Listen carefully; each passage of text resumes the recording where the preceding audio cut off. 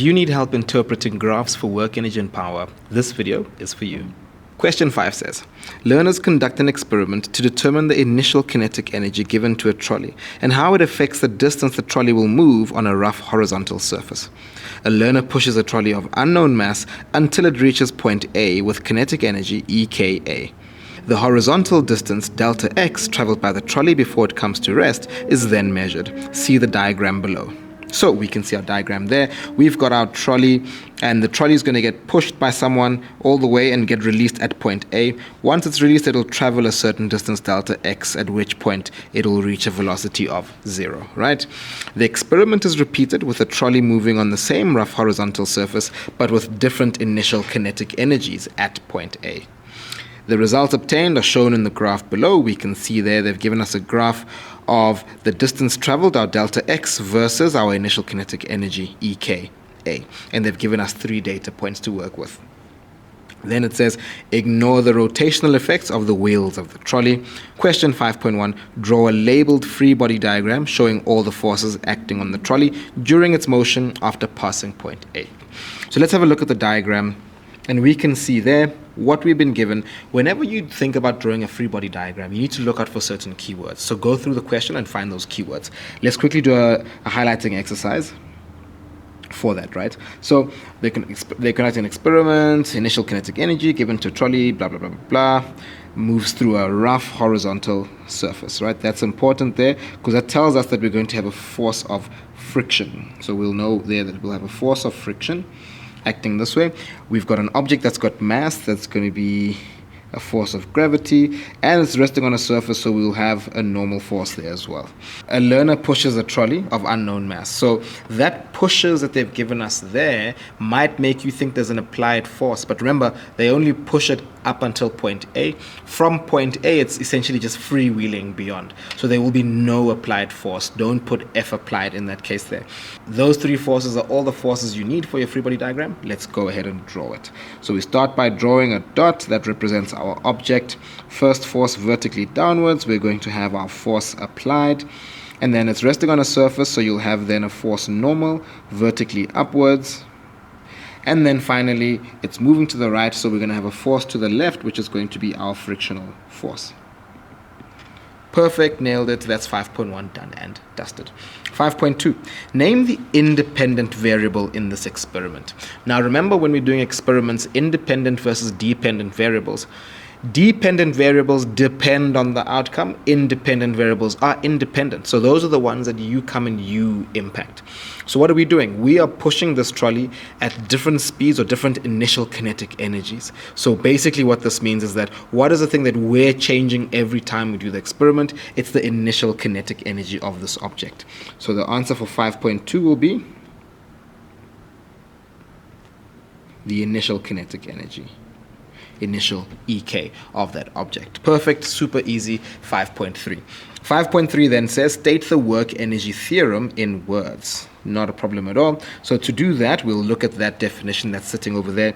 The net or total work done on an object is equal to the change in that same object's kinetic energy, right? Think about the equation. W net is equal to change in EK. That's the equation. Say the equation out in words and you've actually got the definition. The net or the total work done on an object is equal to that same object's change in kinetic energy. Fantastic. Let's do 5.4 and do some calculations now. Calculate the mass of the trolley if the coefficient of kinetic friction between the wheels of the trolley and the rough horizontal surface is 0.18. This is our mu k right there. That's 0.18.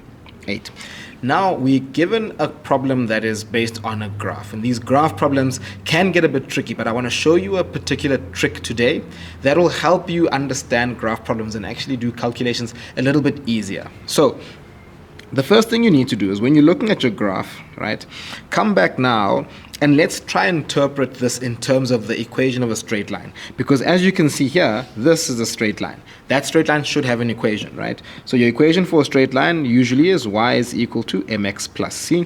Let me use a slightly thicker pen for that. Y is equal to mx plus c. We can see that this goes right through the origin, so there will be no c, there won't be a y-intercept, so I can just take this away completely. Y is equal to mx. Now, I'm going to replace the y and the x by the values on my y-axis and my x-axis. So in this case here, we can see y is my delta x. There'll be some value m, a gradient of this function here, and then x is going to be our initial kinetic energy, right? So that's going to be our initial kinetic energy, our EK at A. And now we've got these quantities there that we can utilize to find the value of said gradient. All right, now I'm nearly there, right? We just need to figure out what does that m represent. So this m over here, the gradient, what does it actually represent? So let's go look at the science. Now the science of this thing basically is we've got this object that is going to be pushed up until point A. At point A, it'll have a certain initial kinetic energy. And then it'll move up until it gets to 0. So that kinetic energy will be used up completely.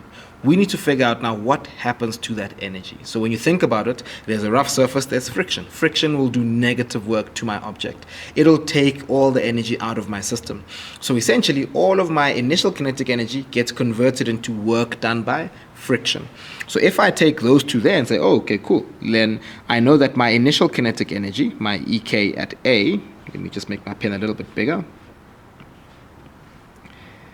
My EK at A at some point becomes, right, my work due to friction, right? So now I'm going to take that equation and try and put it in the format of y is equal to mx, or the format that we've got above there. So what I'll first do is I'll swap the left and the right hand side. Work due to friction is going to be the force of friction times delta x cos theta, right? And that's going to be equal to our initial kinetic energy at A. It's almost there. It looks very similar to what we've got there. What I need to know is that I've got now my delta x on the left and I've got no force of friction before.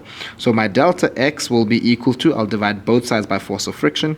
So let me say 1 over force of friction times the kinetic energy at A. And notice how now this equation here looks a lot like this equation there, which is what I really wanted. And now we can see the parts that are the same. My m, my gradient, is going to be equal to 1 over the force of friction. That's how I can now go figure out, oh, anytime I can then go y2 minus 1 over x2 minus x1, that will be equal to 1 over the force of friction. And then I can use that to be able to calculate the friction, and then I can use the friction to get my normal force to then get my mass. Awesome, let's go ahead and do that, right? So when we do that, we just need to find 2 points on this graph that we can work on. I'll take just the first 2 points, this point here and that point there, where you can see there you've got 12 minus 6 and 3 minus 1.5 as my change in x and my change in y respectively. So I'll take 2 points, work out my gradient, and then once I've got my gradient, I'll be able to plug that in, right?